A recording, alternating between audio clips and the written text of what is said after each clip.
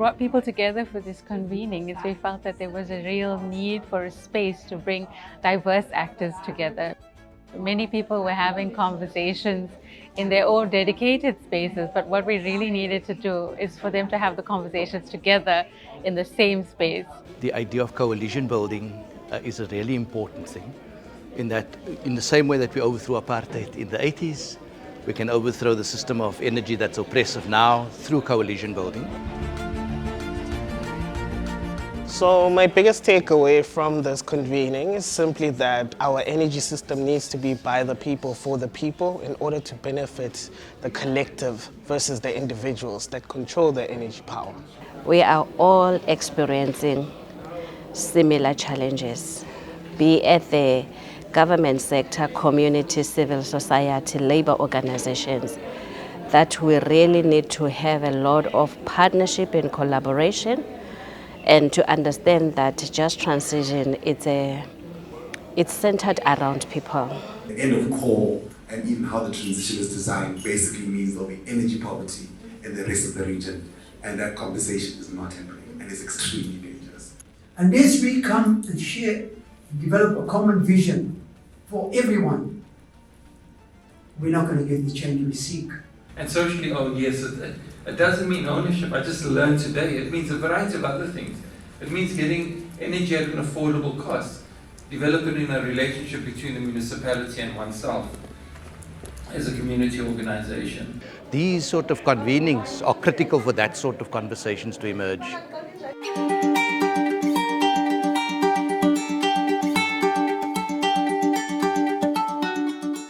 I do think that in terms of when we look at social ownership, I think we must locate it in the broad system of energy in the country. The technology is disrupting, but we need to also disrupt that governance and make it much more democratic.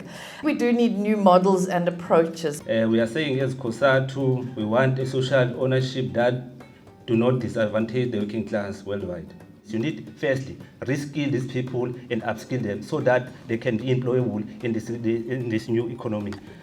Because South Africa is very quick to take decisions haphazardly that will affect people on the ground, just to praise other countries. This is why we're here today, in order to try and give solutions which are speaking about us, with us involved. What time frames are we looking around? Because if you look at saying democracy in our lifetime, that is a very long time, but we have to act now. So how do we go about it? When we pick our battles, that we don't pull municipalities further down, but we try to support them to do that distribution task well and properly. How do we make sure that government takes whatever that we are saying in their consultation about this matter, comrades? I think that is one matter that we must look into. And if things could work in a way that it humanizes the world, it puts respect to everyone, it gets away from classism, we'll all be in a world of success and we'll all be enjoying at least what we want as freedom and democracy. Just a note for everyone in the room who might not be aware, is that we do have a film screening happening later tonight. We are telling the story of energy democracy, and we would love to have you join us along that journey as well.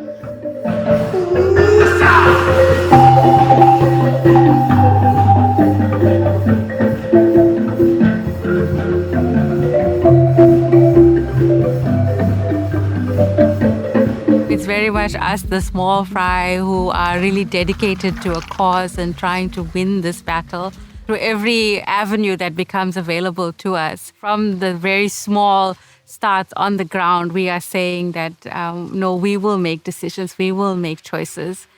We will be the people who are setting the agenda, and this is what we want it to look like. Thank you guys for the great movie. This is actually inspiring for organizations like us who are also into the social ownership of the renewable energy projects. You know, you can talk to people, but they won't understand. But if you've got documentaries like this, and then they'll see that what we're talking about is real. People were quite enthused by this as a teaching and awareness raising tool. That's what the film shows, is how incredibly possible it is.